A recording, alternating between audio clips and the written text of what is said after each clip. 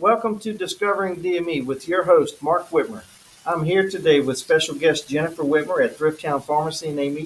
Thank you for being here today, Jennifer. Thank you. Today, we're going to talk about DME. What is DME? What determines if a piece of equipment can be classified as DME? We're going to talk about and give some examples of DME and then also a scenario on how you can get DME. So, with that, I understand that the acronym DME stands for Durable Medical Equipment, but can you tell me what is DME? It's a piece of medical equipment that helps someone complete their daily living activities easier. Okay, so what determines if an item can be classified as a durable medical equipment? Well, it needs to be able to withstand repeated use. It needs to serve a medical purpose. And it needs to be appropriate for use inside and outside of the patient's home.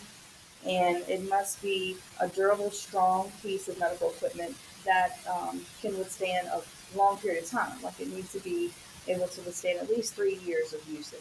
Okay, so what are some examples of DME that you can show us today? Well, I have a few here to show you. This is a quad cane. So this is an item that most patients would use for ambulatory purposes. Someone who's having trouble walking and needs more stability than just a regular straight cane can give them. Okay. So this is something we do quite often for people. This right here also, this is an oxygen concentrator.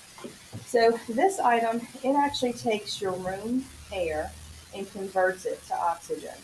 So as long as the patient has electricity, has the machine plugged in, it's going to make home oxygen for them. Oxygen for those patients who have COPD, who have respiratory problems, who need that little extra.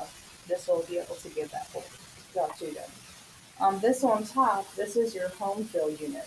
What that means is, what happens is it takes your home oxygen and it converts it and puts it into these oxygen cylinders for portability for the patients. So for those people who, are still able to go out and go see their grandkids, go to the grocery store, go to their doctor's appointments, but they still need help, need extra oxygen, if they get short of breath when they're walking and moving around, they need these portable tanks. So instead of them waiting for us to go to their house to go bring them an oxygen tank or fill up what they've used already, this gives them the ability to fill it up at their home, at their leisure. Okay. So it helps make them more mobile. Absolutely. Okay. Absolutely. Let's say I have a need for a specific piece of DME. What steps do I need to take in order to get it?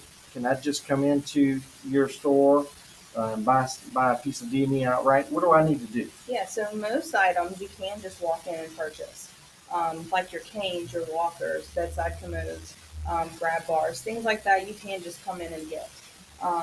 Oxygen, however, is something that does need a prescription. You have to get a prescription from the doctor. It's regulated by the FDA, so they require a prescription for this, just like if you're going to the drugstore to go get medication refilled. You have to have a prescription for that, and you also have to have a prescription for this. Okay. Well, very good.